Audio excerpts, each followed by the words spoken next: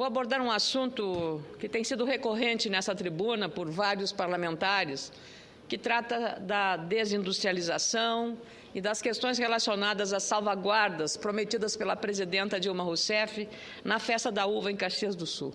Mas antes disso, senador Valdemir Moca, preciso fazer 2 registros. O primeiro dele é um registro festivo, porque hoje, 23 de fevereiro, o Rotary Internacional completa 107 anos desde a sua primeira reunião de clube em Chicago, nos Estados Unidos, idealizado pelo advogado americano Paul Harris e amigos, motivo pelo qual será realizada aqui no Senado uma sessão especial na próxima segunda-feira pela manhã, por iniciativa do nosso colega Valdir Raupp, do PMDB de Rondônia, e quando também pretendo me manifestar. Eu lembro apenas que hoje existe mais de 1.200.000 rotarianos no mundo, que compõem mais de 34 mil Rotary Clubes, com presença em 216 países. No Brasil, este número supera os 56 mil sócios, distribuídos em 2.375 clubes. No Rio Grande do Sul, meu estado, são 264 clubes, com mais de 6.400 associados. Parabenizo, portanto, a todos os rotarianos pela sua dedicação e desejo o êxito que possam continuar prosperando na sua atividade como clube de serviço e melhorando a qualidade de vida da comunidade do mundo através do estímulo do ideal de servir e conduta ética e solidária em cada um dos seus associados. A mais dramática comunicação que eu quero fazer, senador Moca, foi o bárbaro assassinato de um jovem que comandou nos últimos anos o meu partido no município de Charqueadas, na região carbonífera do Rio Grande do Sul, mais uma das vítimas da violência no nosso país. Luiz Fernando da Silva Lindner, 34 anos, morreu ontem após levar 2 tiros durante assalto ao seu mini-mercado no centro de Charqueadas. Ele foi morto na frente da esposa e de 2 filhos menores. Os criminosos fugiram. Meu chefe de gabinete, Marco Aurélio Ferreira, e o presidente do meu partido, no Rio Grande do Sul, Celso Bernardi, acompanharam hoje os atos fúnebres pela manhã em Charqueadas. Gostaria de manifestar meus sentimentos à família e aos amigos deste jovem correligionário e fazer mais uma vez um alerta para os problemas graves da segurança pública em nosso país.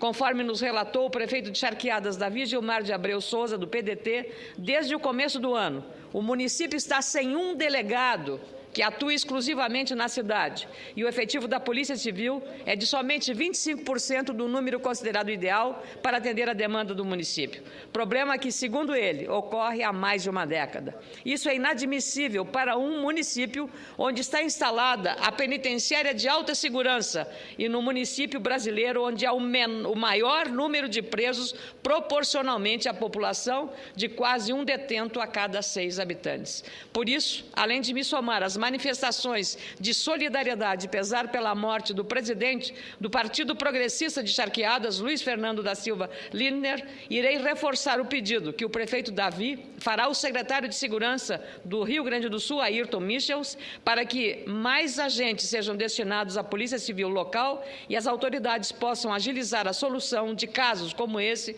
nos quais os responsáveis devem ser presos e punidos. A impunidade estimula a violência.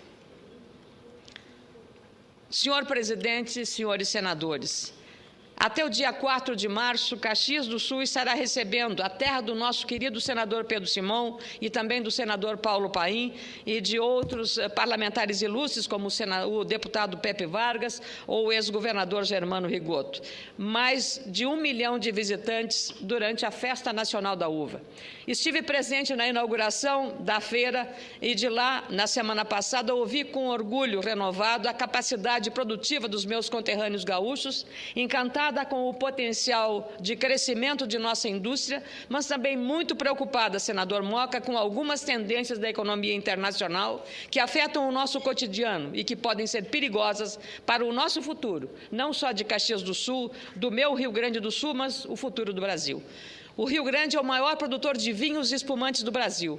Os empresários do setor se empenham para assegurar a excelência do produto com investimentos em pesquisas. Hoje, a cada 10 espumantes vendidos aqui no Brasil, 8 são de fabricação nacional. E notem que a concorrência é muito grande. A Festa da Uva não se resume a uma celebração do mérito dos viticultores. O evento envolve também uma sofisticada e complexa cadeia industrial que vai de máquinas agrícolas, máquinas sofisticadas, caminhões, ônibus, autopeças, a pesquisa científica para o aperfeiçoamento de todos esses itens. Por tudo isso, a Serra Gaúcha, além de ser o maior produtor de vinhos, é também o segundo maior polo da indústria metalmecânica brasileira. A presidenta Dilma Rousseff prestigiou a abertura da feira na quinta-feira passada. Na ocasião, assegurou novas medidas governamentais, seguindo regras da Organização Mundial do Comércio, para proteger nossa indústria vinícola e metalmecânica da concorrência desleal externa. Essas ações devem ocorrer ainda este ano. O caráter emergencial da ação do governo tem que ser e ocorrer por vários motivos. Dados que me foram entregues por Henrique Benedetti, presidente da União Brasileira de Vitivinicultura, UVIBRA, a indústria de vinhos finos no Brasil, especialmente do Rio Grande do Sul e da Bahia, está literalmente desesperada com a invasão dos vinhos importados da Argentina, do Chile, da Itália, de Portugal, da França e da Espanha. O consumo de vinho cresceu, mas o mercado brasileiro foi ao mesmo tempo tomado pelas importações. Compramos do exterior em 2010, vejam bem, 27,8% mais garrafas de vinho do que no ano anterior, enquanto produção nacional caiu 38,17% no mesmo período. Ou seja, menor produção, menos empregos aqui no Brasil, elevação dos custos de fabricação, preços nada competitivos nas prateleiras para os consumidores. A asfixia provocada pela avalanche de vinhos importados fez o setor apresentar pedido de salvaguarda junto ao Ministério do Desenvolvimento, Indústria e Comércio Exterior. Mas isso é suficiente, senador Moca? A disposição anunciada pela presidente é muito bem-vinda, especialmente o entendimento expresso por ela de que há dificuldades dentro e fora das fronteiras do Brasil. Para nós, parlamentares, a crise mundial introduz um desafio a mais em nossa tarefa de estimular e supervisionar a boa disposição do Executivo e também, claro, fiscalizar. É sobre isso que desejo fazer alguns comentários aqui, nos próximos dias também, para uma avaliação dos fatos do nosso cotidiano. Precisamos encontrar meios de tornar nossa indústria mais competitiva e buscar o caminho que o investimento em novas tecnologias pode nos levar. Uma grande aliada tecnológica dos produtores de vinhos gaúchos que merece nosso respeito, admiração e reconhecimento é a Empresa Brasileira de Pesquisa Agropecuária, Embrapa. A Embrapa inaugurou na sexta-feira passada, com a presença do ministro Mendes Ribeiro Filho e do presidente da entidade, Pedro Arraes, o Banco Ativo de Germoplasma de Uva, em Bento Gonçalves, com um acervo de 1.400 tipos de plantas. Um verdadeiro arsenal tecnológico que vai dar munição renovada à indústria vitivinícola e garantir qualidade adaptada ao nosso clima. O que a Embrapa está fazendo no Rio Grande do Sul também faz em outras regiões do Brasil. Vamos pegar como exemplo o entorno de Brasília, que se tornou, graças à pesquisa da Embrapa, grande produtor nacional de soja. A contribuição da Embrapa à excelência do setor agroindustrial brasileiro é notável, orgulha a todos nós. Os pesquisadores desta grande empresa talvez não queiram apenas elogios. Entre outras coisas, precisam de apoio para certas iniciativas. Podem ter ideias sobre prioridades que talvez não sejam sendo seguidas neste momento por falta de apoio político ou mesmo de recursos. O que desejo sublinhar é que precisamos, mais do que nunca, ficar em sintonia com empresas como a Embrapa, conhecer melhor o que ela faz, a Fiocruz, a Ceitec de Porto Alegre, que fabrica semicondutores e chips, e outras empresas de excelência reconhecida, públicas e privadas, que estão fazendo e que tipo adicional de apoio esta casa pode lhes proporcionar. Não é apenas a indústria ligada à produção de vinho que enfrenta problemas, senador Moca. Nossa indústria, de modo geral, está perdendo espaço no cenário regional e mundial. No início deste mês, a Confederação Nacional da Indústria chegou à conclusão de que o setor industrial beirou a estagnação no ano passado. Em 2011, houve um magro aumento do índice de emprego, 2,2%, enquanto que em 2010 o número de vagas na indústria cresceu 5,4%. Embora 2010 tenha sido um ano atípico pelas razões conhecidas, o desaquecimento do ano passado excedeu as expectativas pessimistas de muitos analistas do mercado. O IBGE, por exemplo, apontou um pobre crescimento industrial em 2011 de apenas 0,3%. Para o presidente da Federação das Indústrias do Rio Grande do Sul, Heitor Miller, é fundamental fundamental dar um choque de industrialização no país. O Brasil está perdendo capacidade de exportar produtos manufaturados com valor agregado, ou seja, está perdendo espaço no comércio internacional porque os produtos que saem daqui são submetidos a uma estrutura fiscal e tributária confusa que dá margem a desperdícios e alimenta a corrupção. São sobretaxados, sofrem com os excessivos encargos trabalhistas e ainda perdem pela lentidão e desgaste causados por uma infraestrutura obsoleta, mal conservada e inadequada. O câmbio apenas adiciona uma complicação a este quadro. Como podemos competir se, de saída, os nossos produtos custam mais devido a todos esses componentes internos do chamado e sempre reclamado custo Brasil?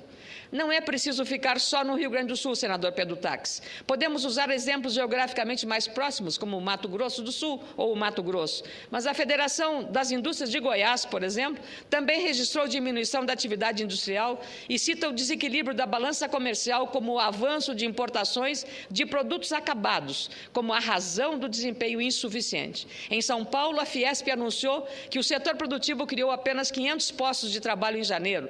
Pode-se dizer que não houve aumento de vagas, se compararmos com os dados de dezembro de 2011. E aqui, uma constatação preocupante. O consumo de importados no Brasil é hoje o mais alto nos últimos 9 anos. Ainda segundo a Fiesp, as mercadorias importadas representaram, em 2011, 24% de todos os produtos consumidos no Brasil. Repito, 24% dos produtos todos consumidos no nosso país. Pasmem, senhoras e senhores senadores. Em cada 3 produtos comprados aqui, 1 foi fabricado lá fora. Não usou mão de obra brasileira, não investiu na nossa indústria, não é feito no Brasil ou made in Brasil. Para humanizar as estatísticas, vamos tentar ver o que está por trás desses números. Vejam só. Segundo o Estado de São Paulo, de 17 de fevereiro corrente, estamos comprando leite estrangeiro porque no nosso câmbio sobrevalorizado e o baixo custo de produção lá fora favorece o aumento das importações de leite, senador Moga. O senhor que é ligado tanto com e defensor da agropecuária. Ainda segundo o Estadão, no último dia 19, estudantes brasileiros estão usando livros impressos na China, na Índia, na Coreia, na Colômbia e no Chile. O Globo, de 16 de fevereiro, informa que um carrinho de bebê sai pela metade do preço lá fora. É por isso, certamente, que tantos brasileiros viajam para Miami ou frequentam os free shops uruguaios na fronteira com o Rio Grande do Sul. Empresários de todo o país vêm opinando que, para reverter a situação, é preciso aumentar a eficiência logística e reduzir os impostos, tanto para melhorar a competitividade dos nossos produtos no exterior, quanto para aumentar a competitividade aqui mesmo no mercado interno. Senhoras e senhores senadores, é urgente que coloquemos em prática o consenso encontrado por empresários, trabalhadores e parlamentares no seminário Agenda Legislativa da Indústria, realizado no início deste mês na CNI e do qual tive a honra de ser convidado e ter participado. É preciso afastar o fantasma da desindustrialização. É preciso começar já, sem mais tardar, a incentivar a inovação tecnológica e aumentar a competitividade do produto feito aqui, do Made in Brasil. Mas como fazê-lo? De que instrumentos podemos dispor? Como o Congresso Nacional pode ajudar a encontrar atalhos e apressar as soluções para esses problemas? Recentemente utilizei esta tribuna para criticar o sistema de declaração antecipada das importações implantado pelas autoridades alfandegárias argentinas. Essa declaração deve ser analisada por diferentes organismos estatais que validam a operação em um prazo de 3 a 10 dias e emperram a entrada de produtos, principalmente calçados e móveis fabricados no Rio Grande do Sul e em outros estados. Hoje, o jornal Zero Hora informa que produtos com valor de até 1 bilhão e 300 milhões de reais não cruzaram a fronteira com a Argentina, isso só na primeira quinzena deste mês. Já disse e repito, o cadastro de intenções é apenas mais uma barreira comercial à entrada de produtos brasileiros. De acordo com a Fiesp, a declaração antecipada de importações pode afetar 74% dos produtos que o Brasil exporta para a Argentina. Também já disse e aqui repito, o governo brasileiro precisa marcar posição firme para que os objetivos traçados no Tratado de Assunção, que criou o Mercosul, sejam alcançados. Para tanto, precisa cobrar dos demais países do bloco atitudes coerentes. Antes de mais nada, porém, é fundamental que todos tenhamos uma visão clara da importância do Mercosul. Se ele é importante para nós, e tenho certeza que é, precisamos tomar os cuidados necessários à sua manutenção e ao seu fortalecimento. Se o Mercosul é importante para a Argentina, e tenho certeza que é, julgo da maior relevância trazer os argentinos para uma conversa franca e construtiva sobre como trabalhar em conjunto para melhorar seu funcionamento. O pressuposto do Mercosul, senador Pedro Táxi, a premissa necessária da integração é a industrialização, não o contrário, a desindustrialização. Não é demais recordar que o raciocínio de Raul Prebisch, que está na base da construção do Mercosul, era de que os países latino-americanos precisavam se industrializar. Como não tinham mercados internos de dimensão suficiente, a integração servia de solução, permitindo que os países membros se especializassem em algumas linhas industriais complementares e fossem em busca de terceiros mercados com a marca Mercosul. Hoje, a concorrência é aguda e a complementariedade secundária.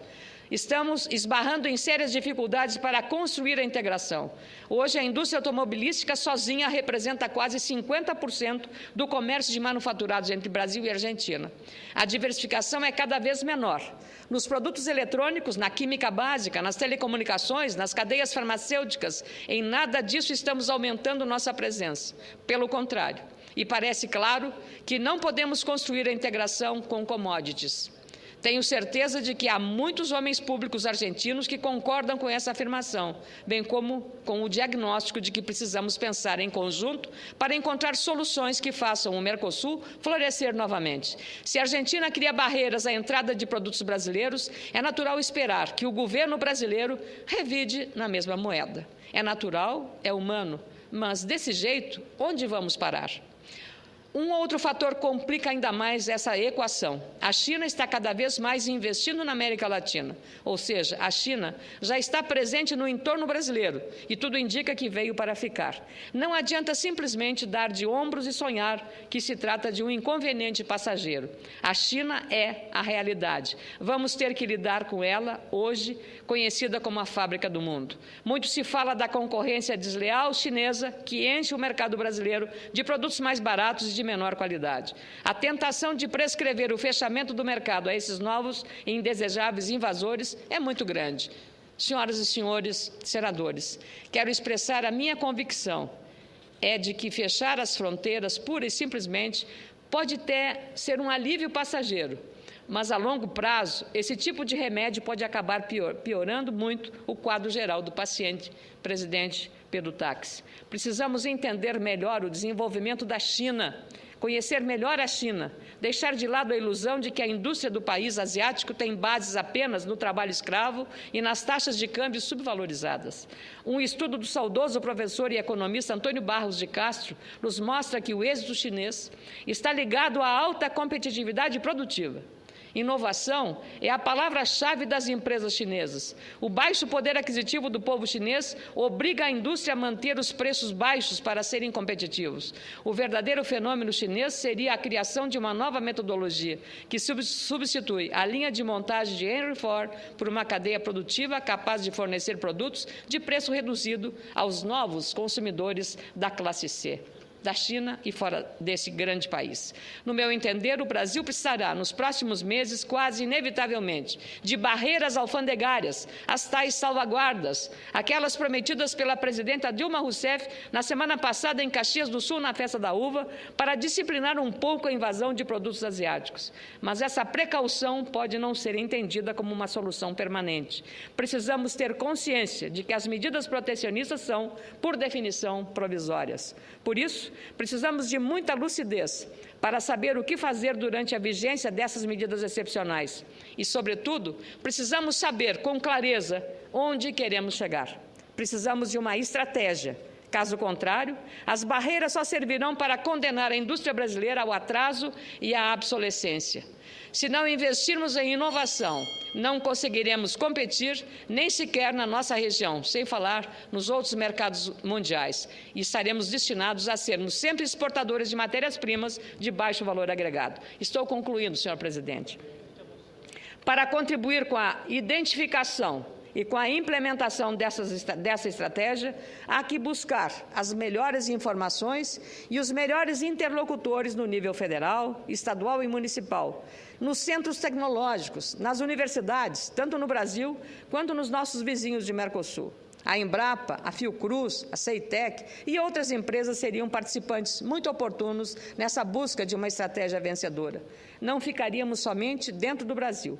Deveríamos contatar colegas argentinos, paraguaios e uruguaios e, com eles, estabelecer no plano parlamentar um cronograma de pesquisas conduzidas por um grupo de trabalho capaz de mapear as melhores saídas para as dificuldades atuais dentro do bloco. Esse grupo de trabalho, em seguida, buscaria interlocutores internacionais, chineses e de outras nacionalidades, com os quais dialogaríamos também, de maneira a criar um banco de dados sobre a conjuntura internacional e sobre a agenda brasileira à luz dessa conjuntura. Precisamos conhecer melhor a China. Para encerrar, senhoras e senhores senadores, senhor presidente Pedro Taques, senhor senador Valdemir Moca, creio que o Senado Federal pode dar uma grande e relevante contribuição e um grande empurrão para encontrar soluções para as diversas crises que atravessamos. Para tanto, deveríamos, primeiro, ajudar a identificar o que está dando certo no Brasil, no Mercosul e mundo afora. Segundo, identificar o que está dando errado para buscar alternativas. E terceiro, identificar soluções de interesses, não só dos meios produtivos, mas também dos consumidores, enfim, da sociedade brasileira. Muito obrigada. Parabéns, senadora Ana Amélia, pela